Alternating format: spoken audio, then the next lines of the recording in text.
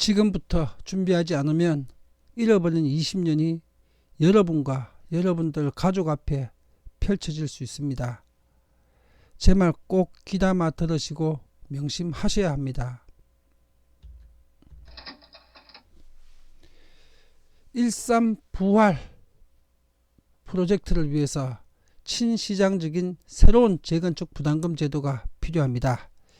자, 이번 시간은 고양시 덕양구 이 삼송지구의 새 집이 지금 어떤 가격 동향을 보이느냐, 그리고 일산 신도시의 재건축이 일산 부활의 해법이 될 수 있는가, 오늘 이거를 검증하기 위한 단지를 선정했습니다.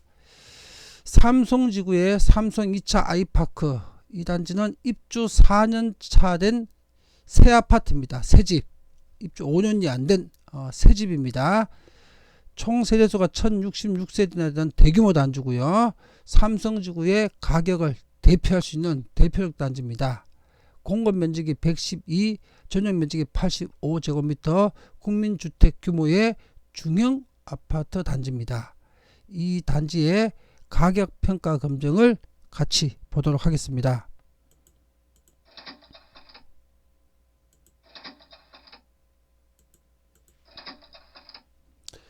이 단지는 2015년 8월에 입주를 했습니다. 지금 2019년이죠. 2019년 현재 입주 4년 된 새 아파트입니다. 이 4년 동안 총 통화량 M2 전가율은 28%입니다. 그리고 이 아파트는 4년 전 2015년 8월달 가격이 4억 3,500만원이었고 9월 말 가격이 올해 9월 말입니다. 6억 4,500만원으로 큰 폭으로 상승을 했습니다.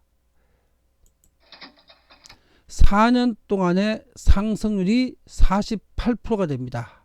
4년 동안 48%, 연간 12%씩 상승을 한 거죠.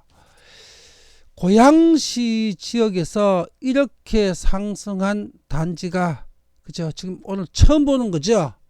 이게 새집 효과입니다. 매매 가격 상승률과 총통화 증가율의 상관 계수를 계산해 보겠습니다. 48 나누기 28이죠. 그럼 1.7이 나옵니다. 1.7. 자, 이 단지는 새 집이기 때문에 입주 5년이 안 된 새 아파트는 그 원포인트 경제 특강, 비례법칙 특강에서도 배우셨죠. 균형 가격이 1.0에서부터 1.3입니다. 5년 이하의 새 집, 새 아파트는. 그런데 이 단지는 균형 가격 1.3도 초과해가지고 1.7이죠. 1.7이라는 얘기는 지금 현재 가격 상황이 고양시나 일산의 다른 지역 아파트와는 달리 이 고평가 상태라는 얘기입니다. 그러면 0.4 정도가 고평가되어 있는 가격이죠.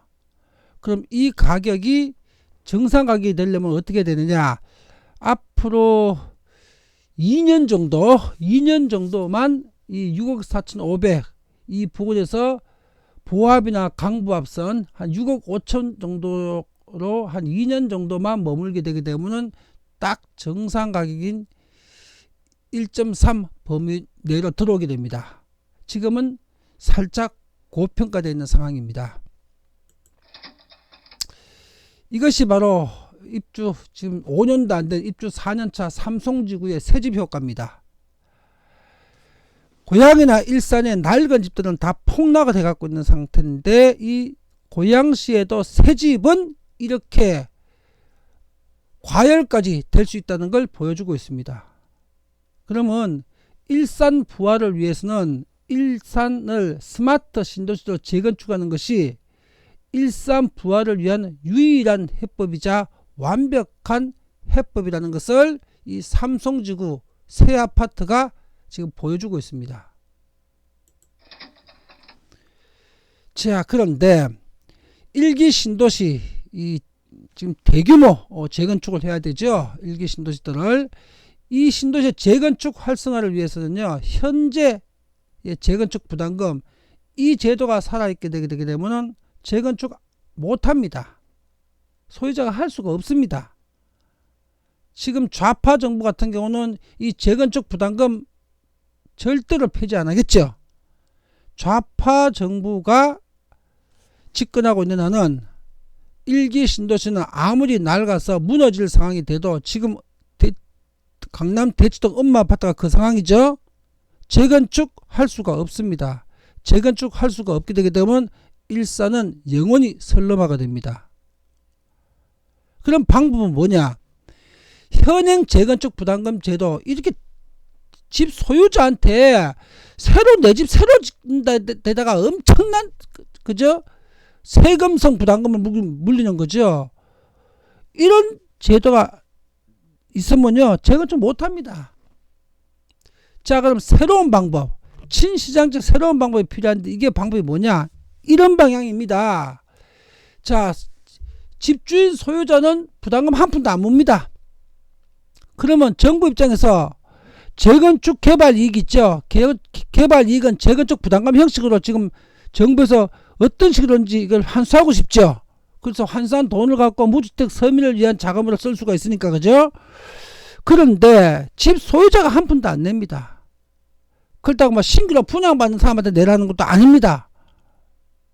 다른 주체가 본인이 원해서 전 세계의 자금이 이 재건축 부담금보다 더 많은 돈을 갖다가 전 세계에 넘쳐 흘러가는 자금이 내도록 하는 방법이 있습니다.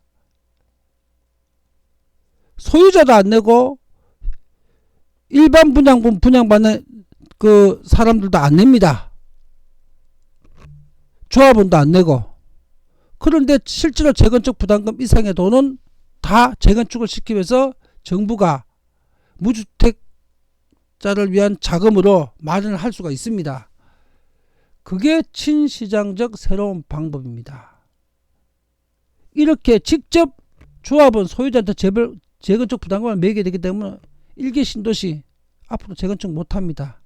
1기 신도시의 구조적 문제점 알고 계시죠? 전 국민들이. 건축자가 제대로 바닷물을 같은 걸 써가지고 제대로 안 들어가고 부실한 철근을 쓴 문제 알고 계시죠?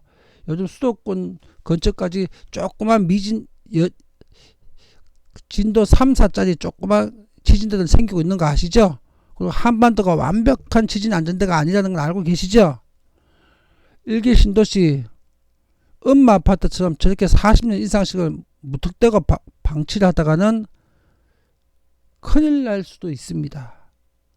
그랬을 때는 지금 방식으로 사실상 재건축을 못하도록 방치해두게 되기 때문에요. 현 정부는 수십만 명을 목숨을 앗아가는 살인자 정부가 될 수가 있습니다.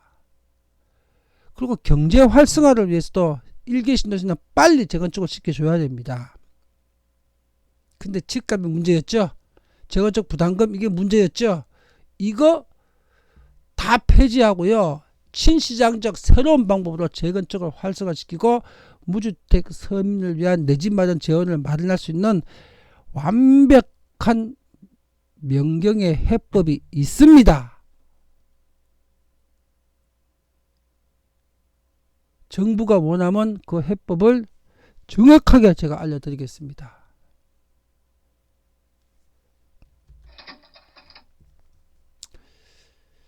일산은 좌파 정책의 재물이 되어서는 안 됩니다. 지금 일산 지역의 조정지역 규제 해제 지금 검토하고 있다는 언론 발표 나왔죠. 창릉 신도시도 철회돼야 되고요. 일산의 재건축도 빨리 활성화돼야 됩니다. 그렇지 않으면 일산은 영구히 선점화됩니다. 그리고 일산 주민들은 이런 요구를 정부에다가 강력하게 지속적으로 요구를 하셔야 됩니다. 또 내년 총선에서는 이 일산의 부활을 위해서 일산을 위한 정책을 제시해주는 그 정당에다가 여러분들이 그 투표를 하셔야 됩니다. 그렇지 않으면 일산은 잃어버린 20년을 맞이하게 될 겁니다.